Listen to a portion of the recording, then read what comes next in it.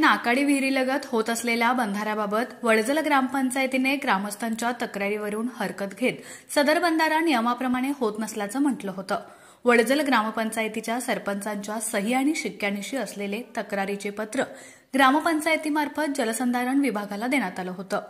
त्या पत्रात सर्व वडजलकर ग्रामस्थांनी ठेकेदाराच्या मनमानी कारभाराविरोधात उपोषणाला बसणार असल्याचा इशाराही संबंधित पत्राच्या माध्यमातून दिला होता। मात्र सदर बंधारा हा शासनाच्या सर्व नियमाप्रमाणेच होत असून यात शेतकऱ्यांचे कोणतेही नुकसान होत नसल्याचं ठेकेदाराने सांगितलं। त्याचबरोबर आमच्या असलेल्या जमिनीला या बंधाऱ्यामुळे फायदा होणार असल्याचंही शेतकऱ्यांनी सांगितलं। वडजल येथे सुरू असलेला हा बंधारा नाकाडी विहिरी लगत आहे। माझं नाव सुहास बापूराव काटकर, मी ठेकेदार आहे या बंधाऱ्याचा। आणि हा बंधारा नाकाडी विहीर लगतच असून या बंधाऱ्याचा मोठ्या प्रमाणात शेतकऱ्यांना फायदा होणार आहे। आणि जवळजवळ आसपासच्या 7 ते 8 विहिरी आहेत आणि एक गावांना, पूर्ण गावाला जे पाणी पुरवठा होतो, पिण्याच्या पाण्याचा पुरवठा, तर त्या 2 बोरवेलमधून पूर्ण पाणी पुरवठा होतो गावाला। तर ह्या बंधाऱ्यामुळे पूर्ण क्षेत्र हे ओलिताखाली येणार आहे। आणि जवळजवळ ह्या मायनी वसवड रस्त्याच्या पलीकडे एक साधारण 15 ते 20 एकर क्षेत्र आहे। तिथं पूर्णपणे ह्या भागातलं पाणी तिकडे जातं, ह्या विहिरींचं। त्यामुळे ह्या बंधाऱ्याचा फायदा बऱ्याच शेतकऱ्यांना होणार आहे। आणि जवळजवळ पाणी साठ्याचं जर आपण बोललो तर साधारण 2 चौरस किलोमीटर हा पाणी साठा इथं होणार आहे। आणि एक साधारण म्हटलं तर आपण 25,000 घनमीटर हा पाणी साठा होणार आहे। आणि त्याच्या अंडर येणाऱ्या म्हणजे जवळजवळ 2 किलोमीटर एरिया हा आपण पाणलोट क्षेत्राखाली येणार आहे ह्या बंधाऱ्यामुळे। तरी पण ग्रामपंचायतीने तुमच्या म्हणजे ग्रामस्थांचा उपोषणाचा इशारा वगैरे ह्या त्या गोष्टी केल्या, तक्रारी अर्ज एक दिला होता, काय सांगाल त्याच्याबद्दल? आता त्यांनी तक्रार अर्ज दिला त्याचा उद्देश त्यांनाच माहीत असावा, पण माझ्या दृष्टीने हा बंधारा अधिकाऱ्यांनी ज्या पद्धतीने सांगितला किंवा टेंडरमध्ये जो सर्वे केला होता, ज्याचं जिओ टॅगिंग झालेलं होतं, त्याच लोकेशनवरती आपण घेतला होता। आणि ग्रामपंचायतीचं एक दुसरं म्हणणं होतं की बाबा 300 मीटर तुम्ही बंधारा वरती घेतलाय। तर आता मी एक मॅपचा एक नकाशा आणलेला आहे, एक साधारण 300 मीटर खाली दुसरा एक बंधारा ऑलरेडी आहे। त्यामुळं ह्या वड्यावरती एक साधारण 1 किलोमीटरवरती एक बंधारा आहे, आधीमध्ये एकही बंधारा नाही आहे।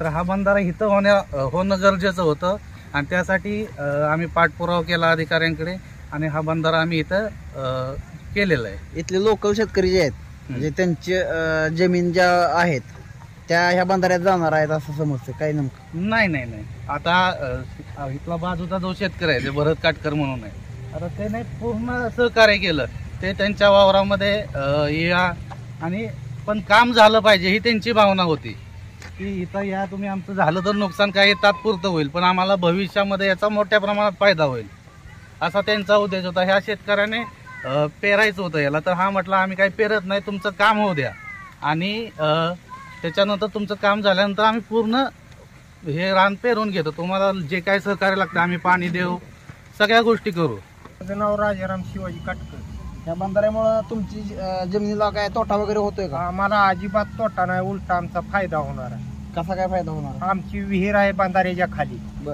ते आम्हाला परत ना उन्हाळ्यात पाणी जरा कमी पडतं, पण आम्ही हे मागं लागून ह्यांच्या बंधारा मंजूर करून आपलं आमच्या फायद्यासाठी आम्ही आमचं क्षेत्र आहे विहिरीच्या दोन्ही साईडला म्हणजे बंधाऱ्याच्या, आम्ही थोडी झळ खाल्ली, आम्ही वावरं पडून ठेवले ती ह्यांना काम करण्यासाठी।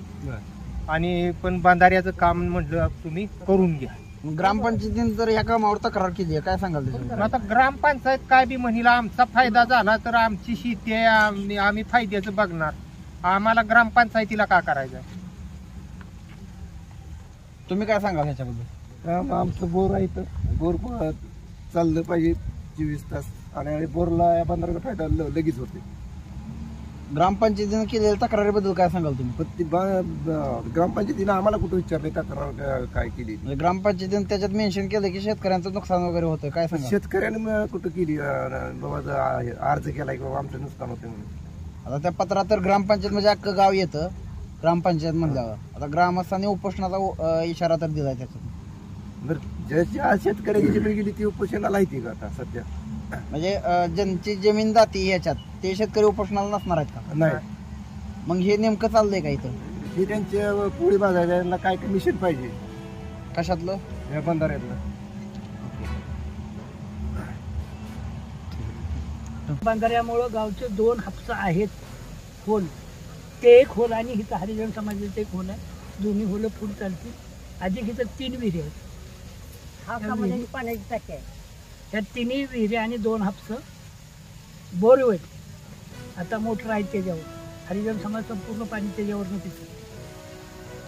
ग्रामपंचायतीने ह्या बंधाऱ्याविषयी तक्रार अर्ज केला, काय सांगाल? आता ग्रामपंचायतीनं केला, हा, म्हणजे ग्रामपंचायतीत सगळं गाव असतं का? ग्रामपंचायत म्हणून तुम्ही तर निवडून दिलेली बॉडी आहे ना ती. तसं नसतं ना. ग्रामपंचायत सदस्यांनी कुणी अर्ज केला, कुणी तक्रार केली, ही गावातील इतर लोकांना कसं काय कळत? सरपंचाच्या सही शक्यनिशी एक पत्र आहे त्याचं. मान्य आहे बरं का? बरं का? सरपंचाच्या सैनिकावर सर्वसामान्य माणसाला कसं काय कळलं तक्रार केलेली कुणी, कधी केली, कुणी केली? तुम्हाला ह्याच्याबद्दल काय माहित नाही का? सगळ्या हिरीसनी फरक पडणार आहे आणि हापस पाणी ही सगळ्या रानाने सगळ्या ओढ्याने फिरणार आहे आणि ह्याचा बंदोबस्त चांगल्या पद्धतीनं झाला आणि करणाऱ्या मालकात असू दे आपल्याला समाधान आहे आणि ह्याच्यामुळं गाव सुखी राहील. बंधार हापसा आहेत, पाण्याची कोडं येतं या त्या पद्धतीनं ही चांगलं काम केलं. त्यांना